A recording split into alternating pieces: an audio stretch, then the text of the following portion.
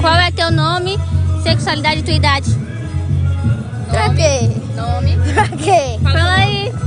Qual é teu nome? Paulo Micael. E sua sexualidade e tua idade? Sua sexualidade e idade? Masculino. Masculino? Uma pergunta? Pode ser. O que você acha sobre poligamia? Como é que é? Poligamia. Poligamia. Eu não sei nem o que significa. Monogamia. Piorou. É aquela pessoa que namora com muita gente, sabe? Namora 3 mulheres ao mesmo tempo. Você é a favor ou você é contra? É, acho que faz o que quer da vida, né não? Tá certo. Obrigada. Gente, ó, tijolo aqui, ó, pra construir sua casa, ó. 5 conto também. Muito bom, venha. Vai.